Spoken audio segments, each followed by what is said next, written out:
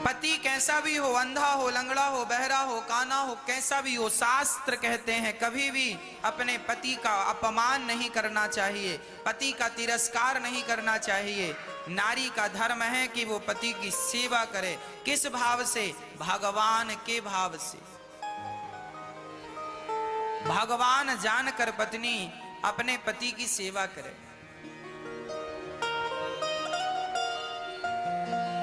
कभी स्वप्न में भी अपने पति का तिरस्कार ना करे, अपमान अनादर ना करे।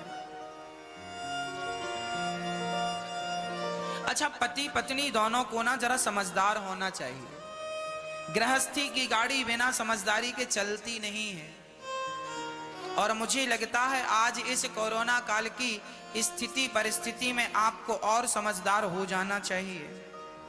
आज हर व्यक्ति का जीवन संकट में पड़ा हुआ है। कब किसी कोरोना हो जाए, कब किसी की मृत्यु हो जाए, कोई नहीं जानता। इसलिए आपके अपनों का प्यार जरूर लूटिए, आप अपने से प्यार जरूर कीजिए, आप अपनों के करीब रहिए, ताकि कल को ये ना हो कि हम बात नहीं कर पाए, मिल नहीं पाए। जीवन का कोई भरोसा नहीं, बिन भरोसे की जिंदगी। आज ऐसा नहीं है कि कोरोना आया तो आज बिन भरोसे की जिंदगी हो गई।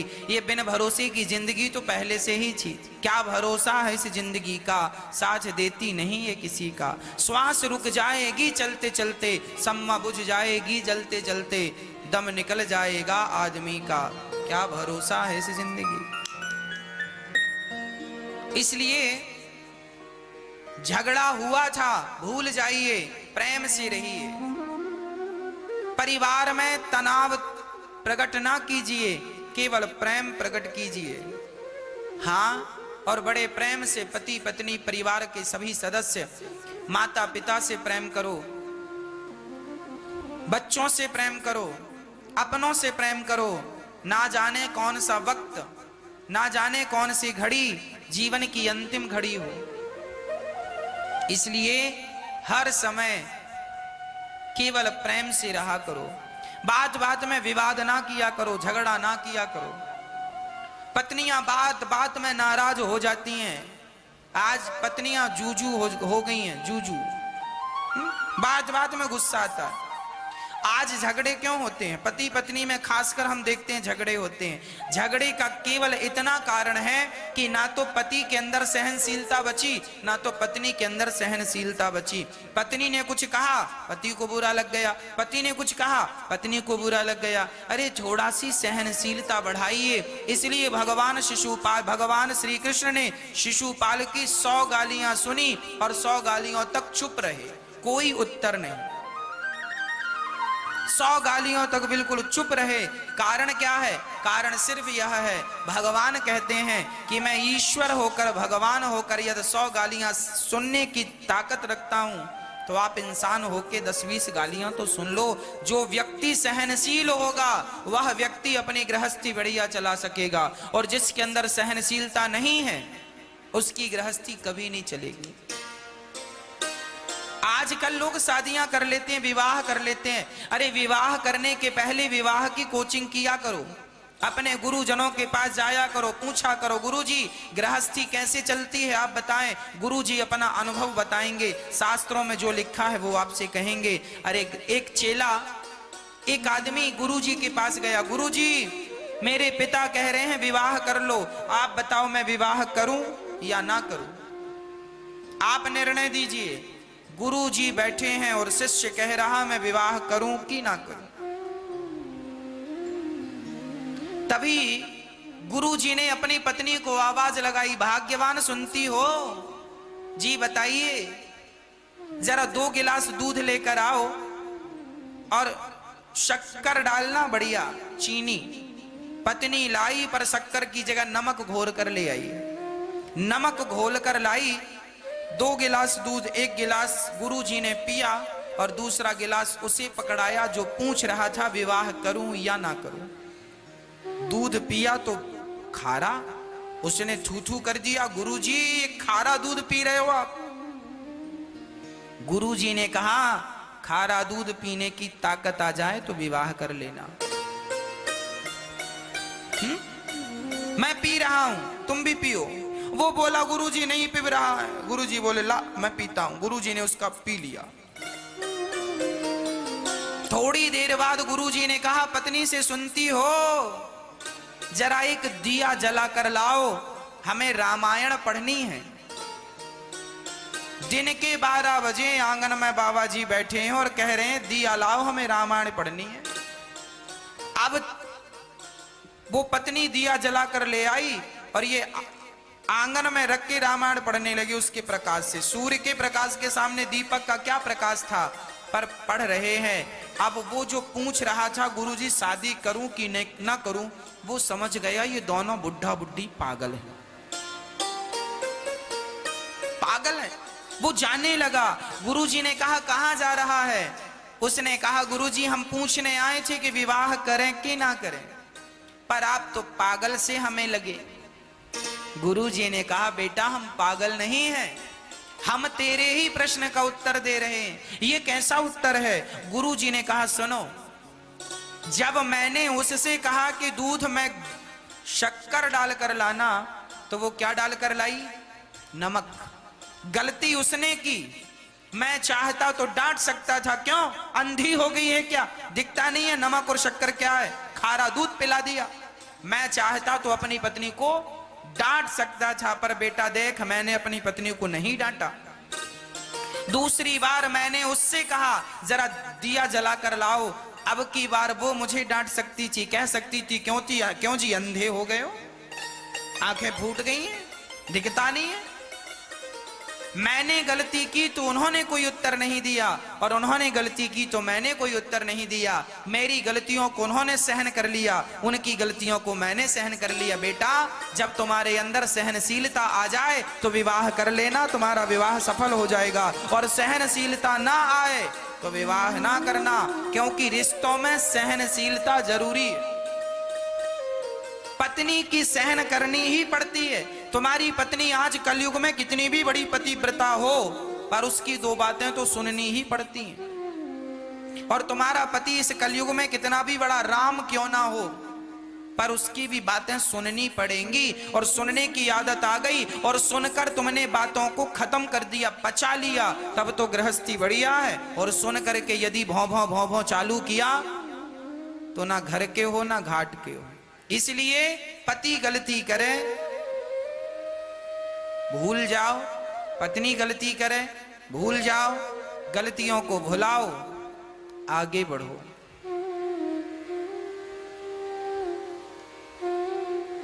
हमारे संबंध चंदन की तरह होने चाहिए। हमारे संबंध चंदन की तरह होना चाहिए। चंदन की लकड़ी के कोई 1000 टुकड़े क्यों ना कर दे, पर चंदन अपनी खुशबू का स्वभाव नहीं छोड़ता। उसी प्रकार हमारा स्वभाव जो है सहनशीलता का, हम अपना वो स्वभाव ना छोड़ें। हमारे साथ कुछ भी हो जाए, अपना स्वभाव ना छोड़ो। यदि स्वभाव नहीं छोड़ोगे तो जीत आपकी होगी। इसलिए हमारे शास्त्र कहते थे स्त्रियों को पतिव्रता होना चाहिए और पुरुषों को पत्नी व्रता होना चाहिए। स्त्री की जिंदगी में सिर्फ एक ही पुरुष हो, केवल उसका पति, और पुरुष की जिंदगी में सिर्फ एक ही स्त्री हो और वो हो उसकी पत्नी। यदि आप एक में स्थित हैं तो आप राम और सीता हैं, आप राधा और कृष्ण हैं, आप लक्ष्मी और नारायण हैं। और आपने यदि अपने पति से मन डुलाया और अपनी पत्नी से मन डुलाया तो सर्वनाश निश्चित है। एक पत्नी व्रता बन जाओ, एक पति व्रता बन जाओ, आपके गृहस्थी इतनी पावन हो जाएगी कि भगवान भी आपके गर्भ से जन्म लेने का सोच सकते हैं। और कहीं चरित्र बिगड़ गया, बुद्धि बिगड़ गई, तो गृहस्थ जीवन नरक हो जाता है। गृहस्थी स्वर्ग भी है और गृहस्थी नरक भी है। कई लोग विवाह करके बर्बाद हो जाते हैं और कई लोग विवाह के बाद सवर जाते हैं, कई लोग बिखर जाते हैं, कई लोग निखर जाते हैं। अब आपको देखना है कि आप अपनी गृहस्थी किस तरीके से चला रहे हैं। इसलिए समझदारी जरूर, हर सब्जेक्ट में समझदारी तो चाहिए ही। पति पत्नी का साथ चाहिए ही, बिना समझदारी और बिना सपोर्ट के काम नहीं बनेगा। दोनों मिलकर पति पत्नी अपने गृहस्थी को सफल बनाओ और अपने माता पिता की, सास ससुर की सेवा करो, खूब आनंद से अपने गृहस्थ धर्म का निर्वहन करो। सच्चा गृहस्थी कौन? सच्चा गृहस्थी वही है जो अपनी पत्नी पति बच्चों के बीच में रहे और भगवान का चिंतन ज्यादा से ज्यादा कर। दोनों बैठो पति पत्नी, भगवान का नाम जपो।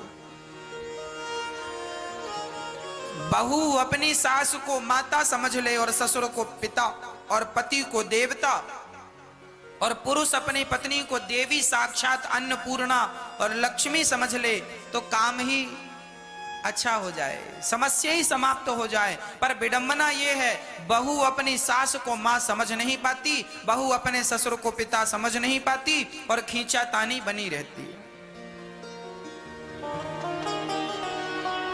हर घर में विवाद, हर घर में झगड़ा, और झगड़ा विवाद केवल बुद्धि का है। यहाँ खोपड़ी में थोड़ा सी कमी है समझदारी की, इसलिए विवाद है। यदि यहाँ पे भेजे में थोड़ा सी समझदारी आ जाए, डेवलप हो जाए, काम बढ़िया है, बुराई नहीं है कहीं की, कहीं से कहीं तक।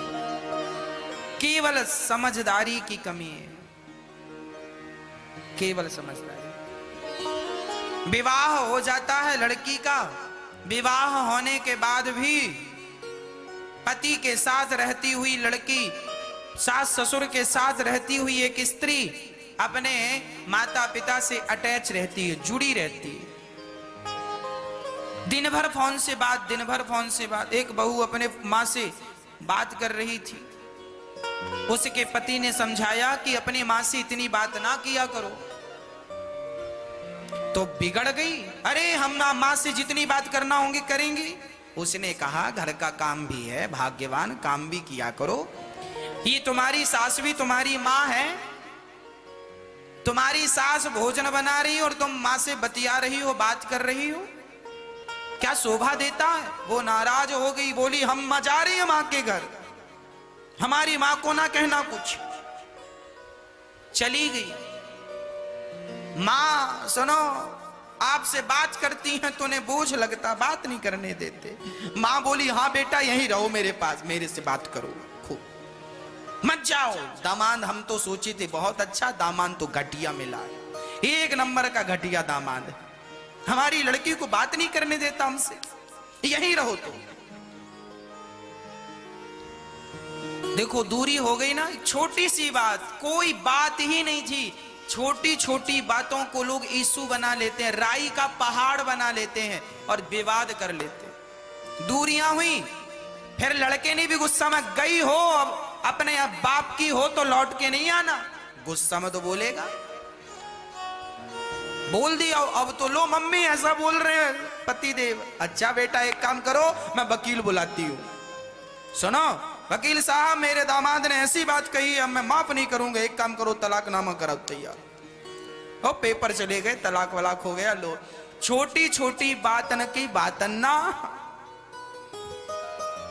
क्या बताएं हम आपको। आदमी गुस्से में कुछ कह देता है तो लोग उस बात का ना पहाड़ बना देते हैं। व्यक्ति कभी अपनी गलती नहीं देखता, सदा दूसरों पे थोपने की कोशिश कर, तुम गलत हो। अरे हर इंसान अपनी गलती देख ले और गलती देख कर स्वीकार कर ले, और स्वीकार करके जरा सुधार कर ले तो सारा विवाद खत्म हो जाए।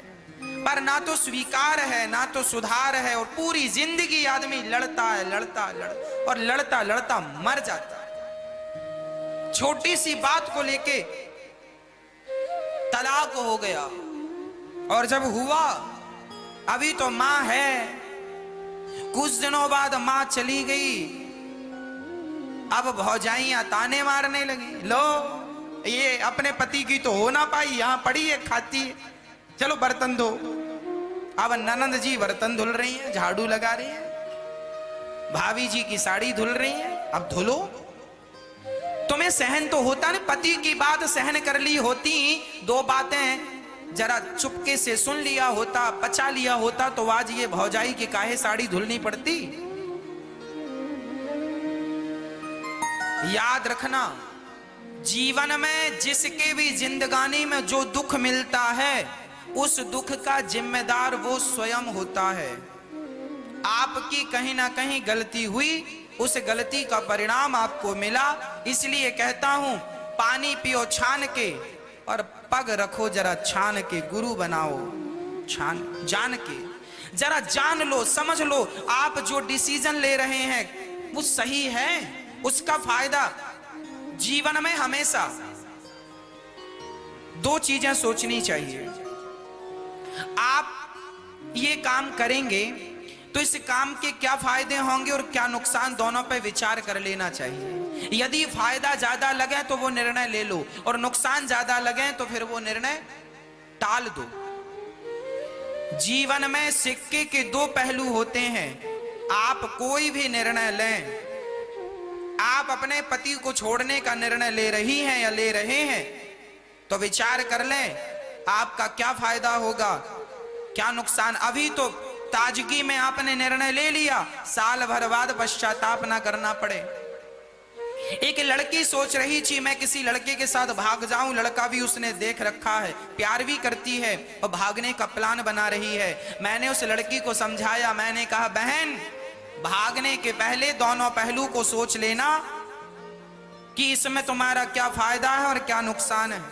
फायदा तो ये है कि जिससे तुम प्यार करती हो वो तुम्हें मिल जाएगा, पर नुकसान ये है कि समाज तुम्हें कभी स्वीकार नहीं करेगा, कभी तुम्हें सम्मान की दृष्टि से कोई देखेगा नहीं। ये नुकसान है, तुम्हारे जीवन भर तुम्हारा अपमान होगा। तुम्हारे शादी के 10 साल बाद भी लोग ये कहेंगे कि ये लड़की अपने माँ बाप के घर से भाग कर आई है, कोई सम्मान नहीं, कोई इज्जत नहीं। दोनों पहलू विचार करना। थोड़े से सुख के लिए यदि अपनी जिंदगी दांव पर लगाते हैं बिना विचारे, तो इसे आप अज्ञानता ही समझिएगा। कबीर दास जी एक दोहा लिखते हैं इन बातों पर कि मक्खी बिना विचारे जो करें, बिना विचारे जो करें सो पाछे पछताएं, और काम बिगाड़े आपनो जग में होए हंसाएं। इसलिए जो भी निर्णय लो अपने जीवन में, कभी वो निर्णय बिना विचारे नहीं लेना चाहिए। 4 लोगों से पूछ लो, 4 लोगों से समझ लो। जो लोग अच्छा कहें, ज्यादा लोग अच्छा कह रहे हैं सो कर लो, ज्यादा लोग कह रहे हैं मत करो, तो जरा विचार करो। फिर आपका अपना कॉन्फिडेंस देखिएगा, आपकी अपनी क्षमता देखिएगा कि आप कर पाएंगे या नहीं कर पाएंगे। ऐसा तो नहीं कि बाद में हंसी हो। जीवन में आगे बढ़ने के प्रयास तो करने चाहिए, पर वही प्रयास करने चाहिए जो 99% ये संभावना हो कि आप सफल हो जाएंगे।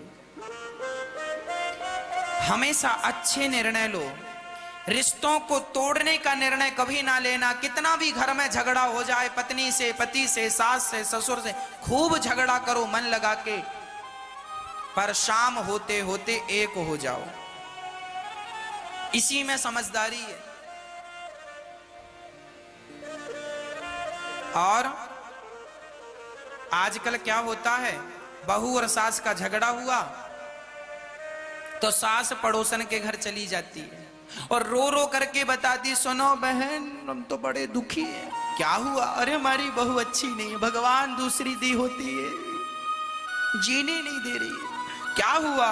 बहुत तंग करती है, खाने को नहीं देती। आप अपनी बहू की बुराई पड़ोसन को करोगी तो क्या पड़ोसन से कहने से आपकी बहू ठीक हो जाएगी? यदि ठीक हो जाए तो पड़ोसन से कहो बढ़िया, पर होता ऐसा नहीं है। शास्त्र कहते हैं कि बहू जैसी है उसका दुख पड़ोसियों से मत रोइए। पड़ोसी रो रो के सुनते हैं और आपके जाने के बाद हंस हंस के बताते हैं उनके घर में ऐसा हो गया। अपने अपने घरन का दुख ना कहियो रोई, सुन इठले हैं लोग सब बांट न ले हैं। कोई कोई किसी का दुख नहीं बांटता। इसलिए अपने घर का अपने घर में रखो, किसी से कहने की जरूरत नहीं है। बहू दौड़ी दौड़ी पड़ोसन के घर गई, मेरी सास अच्छी नहीं है, सास अच्छी नहीं। अरे जैसी है तुम्हारी है, बहू जैसी है तुम्हारी है, सास जैसी है तुम्हारी है, जैसा तुम्हें चाहिए वैसा बनाओ, बहू को वैसा बनाओ, सास को वैसा बनाओ, समझाओ, अच्छा करो। किसी से कहने से कोई फायदा नहीं। लोग हंसते हैं बाद में, लोग मजे लेते हैं तुम्हारे, अरे उनके घर में ऐसा चल रहा है, ऐसा चल रहा है। समझो इन बातों को, झगड़ा ना किया करो, कल्याण नहीं है। आप कहते हैं महाराज जी हमारा पति बहुत दुष्ट है, झगड़ा करता है, मारता है, शराब पीता है।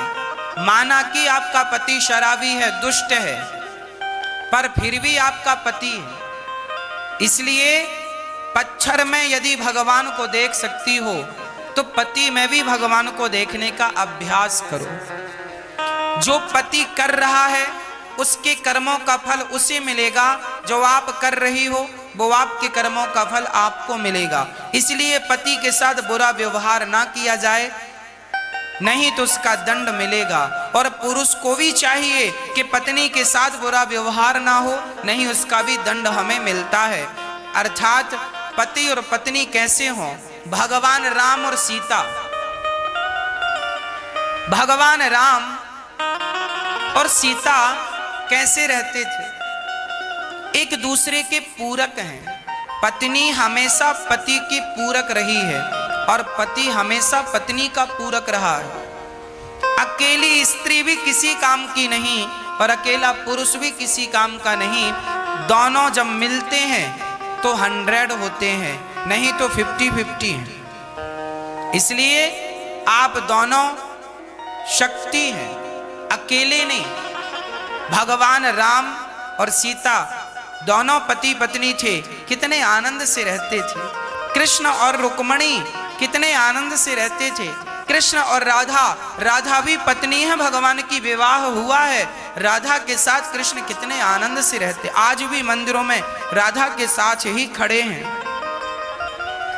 जब भगवान अपनी गृहस्थी बड़े आनंद से चलाते हैं तो भगवान हम लोगों को यही तो संकेत देते हैं, तुम भी गृहस्थ में रहो, पर गृहस्थी तरीके से चलाओ। पति कोई गलती करे तो पत्नी उसे समझाए, उसे कहे बात सही है, पर झगड़ा ऐसा ना हो कि आपके रिश्तों में खटास आ जाए। पत्नी गलती करे तो पति समझाए, इतना झगड़ा ना करो कि रिश्तों में खटास आ जाए। पति कुछ कहे तो पत्नी को चुप रहना चाहिए और पत्नी कुछ कहे तो पति को सह लेना चाहिए। गृहस्थी की गाड़ी समझदारी से चलती है। कई बार पत्नियों को बुरा लग जाता है, पति ने डांट दिया, पत्नियां मुंह फुलाए बैठी हैं। बहुत ज्यादा डांट दिया तो झोला उठा के ससुर मायके। चूहे की दौड़ बिल तक, चूहा भागेगा तो कहां जाएगा? बिल में। स्त्री भागेगी कहां जाएगी? मायके। समाधान नहीं है इससे। पति जब गाली दे, पति जब डांटे तो क्या करना चाहिए? आप उसकी अर्धांगिनी हैं, स्त्री हैं आप दुर्गा हैं, आप क्षमा की मूर्ति हैं, आप मां हैं। आपके अंदर ममता होनी चाहिए, करुणा होनी चाहिए। पति डांट रहा है, गाली दे रहा है, आपकी मां को गाली, आपके पिता को गाली, कोई बात नहीं।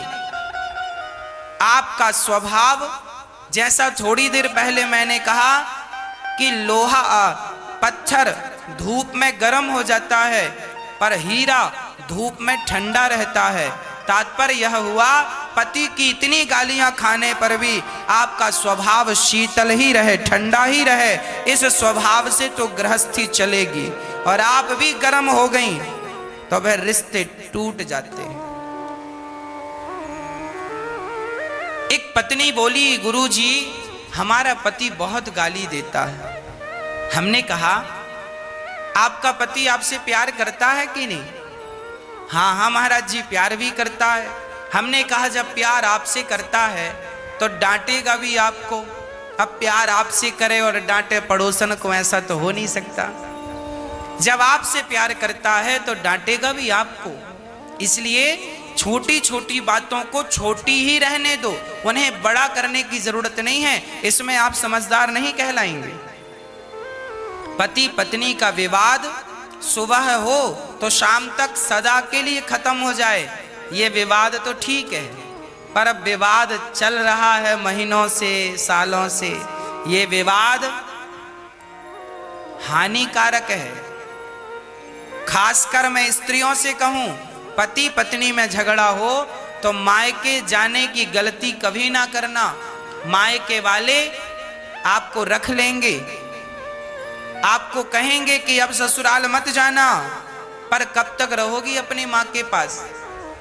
कब तक रहोगे अपने भाई के पास? कब तक रहोगे? महीने भर रहोगे, 2 महीने रहोगे? स्त्री का कल्याण ससुराल में है। स्त्री को समझदारी का परिचय देना है और पुरुष को बहुत समझदारी का। खासकर ये जो आज बच्चे शादी कर लेते हैं, शादी के बाद हम देखते हैं तलाक हो जाता है। क्यों होता है? केवल समझदारी की कमी से। आप थोड़ा सा समझदारी का परिचय देंगे, दोनों में थोड़ी थोड़ी समझदारी होगी, गंभीरता होगी। एक बार एक संत से एक आदमी ने कहा, महाराज मैं शादी करूं कि ना करूं? आपने की है, आपका अनुभव क्या है? तब बड़े महात्मा ने कहा, बेटा शादी करना अच्छी बात है, पर शादी तब करना चाहिए जब आपके अंदर सहनशीलता आ जाए। यदि सहनशीलता है तो शादी कर लेना, और सहनशीलता नहीं है तो शादी बिल्कुल ना करना। शादी के बाद सहन करना पड़ता है, पत्नी की भी सहन करना पड़ता है, पति की भी सहन करना पड़ता है, परिवार की भी सहना पड़ता है। शादी कर लोगे, पति पत्नी आप हो, कल भाई ताना मारेगा, कमाता कुछ नहीं है, खाता रहता। जिठानी ताना मारेगी, देवरानी ताना मारेगी, कुछ कमाता धमाता नहीं है, खाती रहती है, टुकड़ों पे पलते रहते हो। कोई भी कुछ भी कह सकता है। इन सारी बातों को सहन करना चाहिए, और सहन करते हुए अपनी गृहस्थी बड़े आनंद से चलाना चाहिए। और मैं आपको एक निवेदन और कर दूं, आज मैं देखता हूं भाई भाई, छोटा भाई कमाता है, बड़ा भाई खाता है, या बड़ा भाई कमाता है, छोटा भाई खाता है। जो आदमी कमाता है ना, बड़ा भाई कमाता है, तो बड़े भाई की पत्नी छोटे भाई को ताना तो मारेगी, देवर को, है मेरा देवर पड़ा पड़ा खाता, कुछ कमाता तो है नहीं। इसलिए मैं कहता हूं, आपको किसी के टुकड़ों पे पलने की जरूरत नहीं है। आपकी भौजाई आपको ताना मार रही है, आपका भाई आपको ताना मार रहा है, ठीक मार रहा है। क्यों नहीं कमा कर खा रहे हो? क्यों तुम दूसरों के टुकड़े पे पल रहे हो? अरे दूसरों की हलवा पूड़ी और खुद की कमाई की बासी रोटी खाकर नमक के साथ रहो, पर अपनी कमाई का खाओ। दूसरों की कमाई के 56 भोग भी खाने नहीं चाहिए। बड़ा भाई कमाता है, छोटा भाई पड़ा पड़ा खाता है, स्वाभाविक कहेगा ठीक कहता है। बड़ी भौजाई कहती है ठीक कहती है, तुम कमा कर क्यों नहीं खा रहे हो? और बाद में रोते हो, हमारी भाभी ने ये कहा वो कहा। अरे भाई ठीक कहा, क्यों पड़े हो? क्यों नहीं कमाते हो? इसलिए शादी करने के पहले भी आप ये निर्णय कर लीजिए कि आपकी पत्नी को आप क्या खिला पाएंगे अपनी कमाई से, क्या उसे कपड़े पहना पाएंगे अपनी कमाई से, क्या अपने बच्चों को अच्छे स्कूल में शिक्षा दे पाएंगे। यदि इतनी व्यवस्था है, आपके अंदर कुछ करने की ताकत है, तो विवाह करो। दूसरों के भरोसे में पत्नियां ना लाया करो कि मेरा भाई कमाता है तो मैंने शादी कर ली, भाई के टुकड़ों पे पलता रहूंगा। पहले अपना सेल्फ हो जाओ, अपने पांव पे खड़े हो जाओ, कुछ कर लो, अपनी पत्नी को खिला सको। तो कर लो। इसलिए विवाह करने के पहले बहुत विचार